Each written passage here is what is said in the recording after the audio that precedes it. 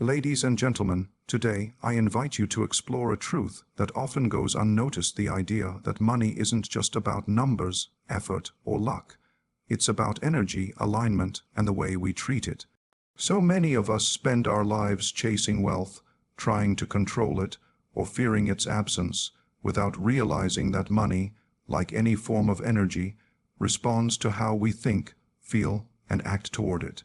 This speech is about creating harmony with that energy, about understanding that balance and respect are not just moral values, but powerful forces that can transform the flow of abundance in your life. When you live with emotional balance and treat money with genuine respect, it doesn't need to be chased. It begins to follow you naturally, effortlessly, and faithfully. Money is a symbol of inner value and self-worth. It reflects not only how much we earn or possess, but how we perceive ourselves and the world around us. The way a person relates to money often reveals deeper truths about their mindset, emotions, and sense of personal power. For some, money feels distant, hard to attain, or undeserved. For others, it flows easily, as if responding to an invisible confidence. This difference rarely lies in circumstance alone. It begins in the mind and the beliefs and emotional patterns that shape our relationship with worth itself. When a person feels unworthy, they unconsciously reject the flow of abundance.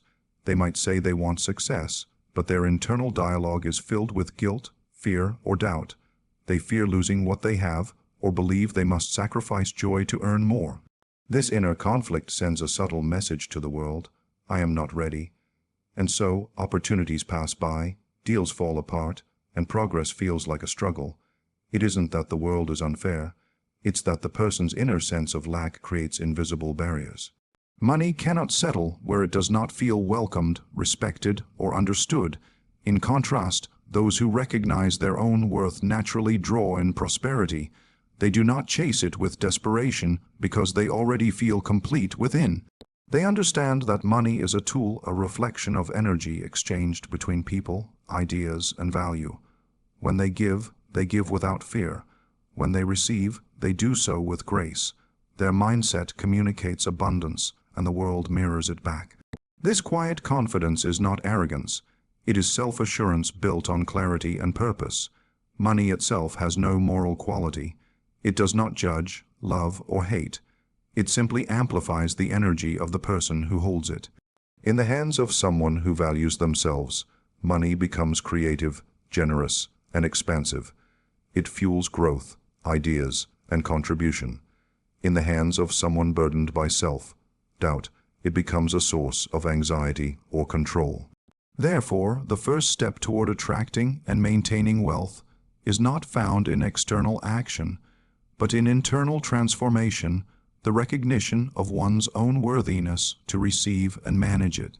Every individual carries unconscious beliefs about money, often inherited from childhood or culture. Phrases like "money doesn't grow on trees" or "rich people are greedy" shape how we see abundance. If we grew up watching struggle or scarcity, those experiences may live quietly in the background of our adult lives, influencing decisions without us realizing it. To change our financial reality, we must become aware of these inner stories and rewrite them. When a person begins to associate money with positive meaning, freedom, creativity, or possibility, they begin to open new channels for it to flow. True wealth begins with emotional maturity. It's the ability to see money not as a measure of identity, but as an expression of balance between giving and receiving. A person who values themselves doesn't cling to money nor spend recklessly. They use it consciously, as a form of energy that supports their purpose. They understand that abundance doesn't mean hoarding more, it means trusting that there will always be enough when they act from clarity and integrity. Self-worth is the foundation upon which financial stability is built. When you believe you are capable, deserving, and valuable, you act differently. You make decisions from strength instead of fear.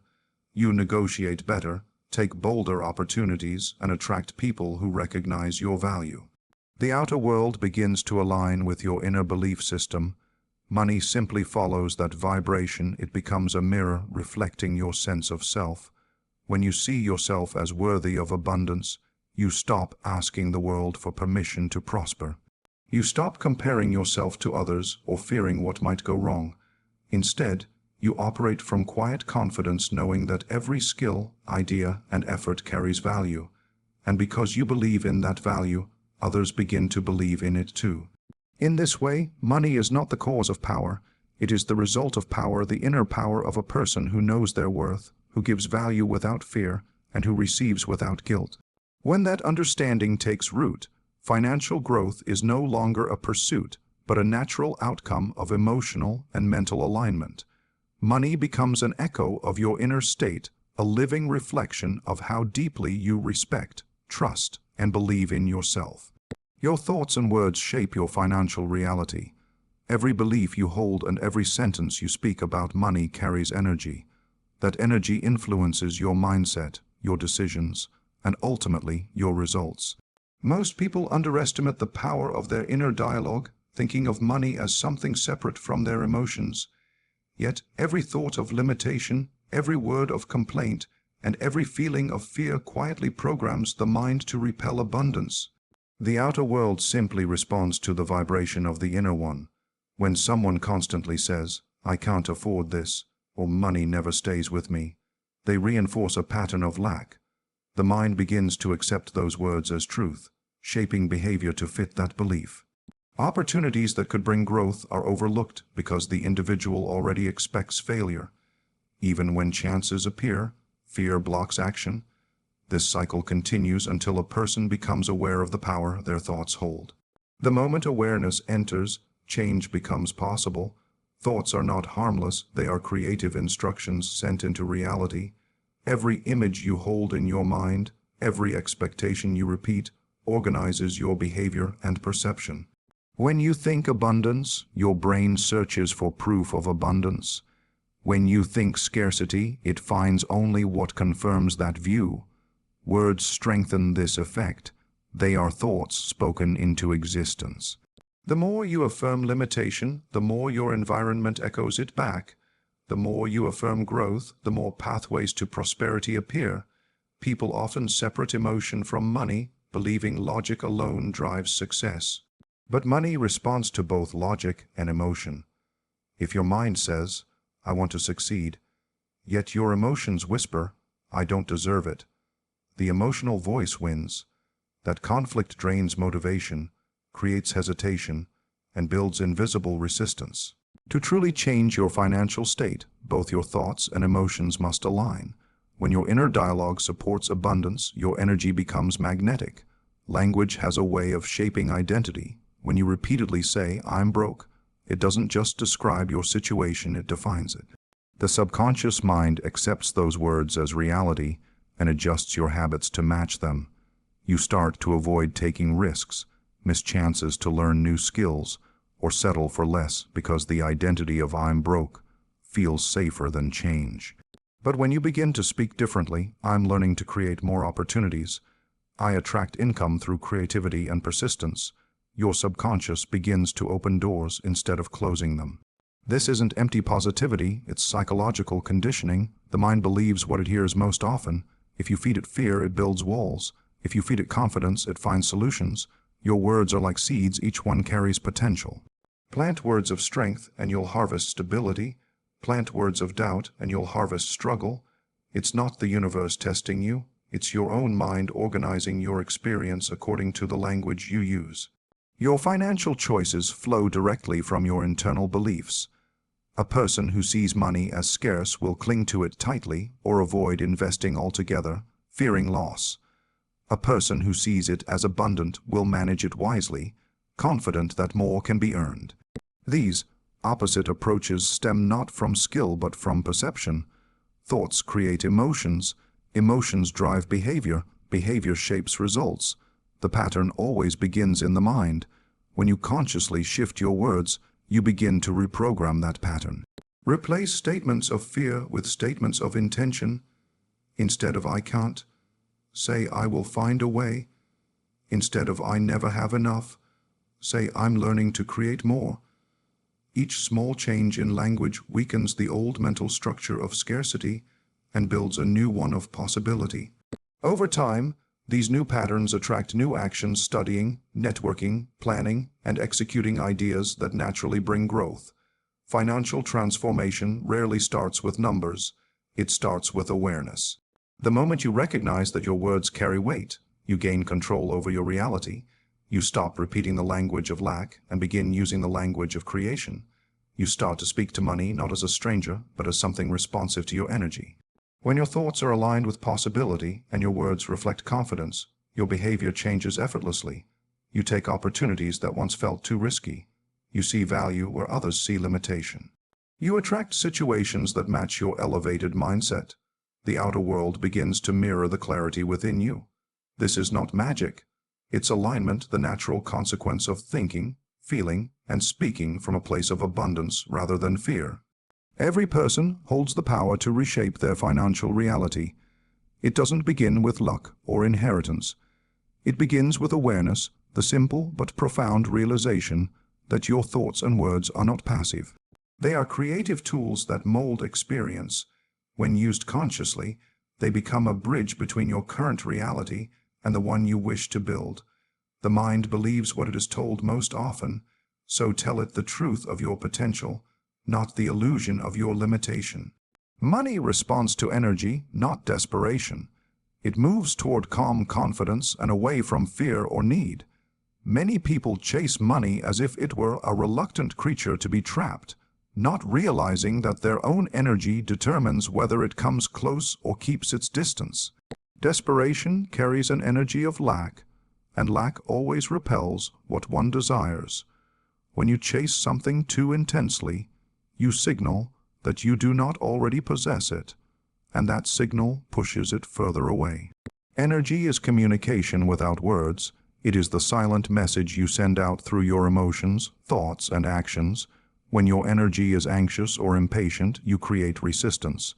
When it is stable and certain, you create flow.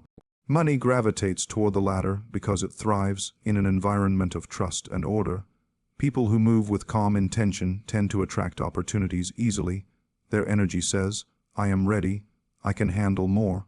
Desperate energy says, "I'm afraid there won't be enough." The difference is invisible, but its impact is enormous. Desperation often hides beneath good intentions. A person may work hard, think positively, and still feel a heavy sense of struggle. The reason is not effort, but vibration. Effort without inner balance becomes exhausting. It drains energy instead of amplifying it. The more someone focuses on needing money, the more they amplify the feeling of not having it. This emotional frequency draws similar experiences: missed chances, slow progress, and recurring financial tension. It's not punishment, it's resonance. The outer world echoes the inner one. Energy built on confidence, however, communicates trust. When you know your value and believe in your ability to create, your presence changes. People sense it. They are drawn to work with you, invest in you, or support your ideas.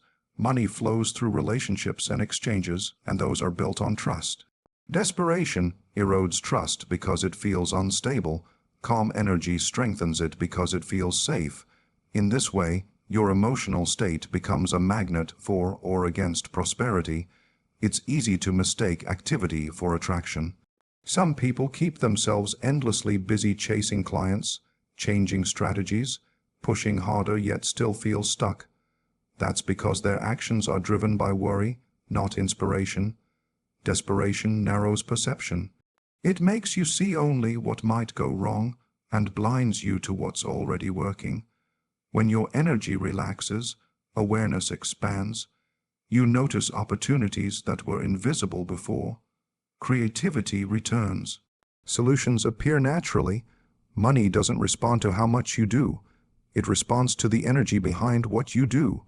Calm energy is not laziness or detachment. It's presence.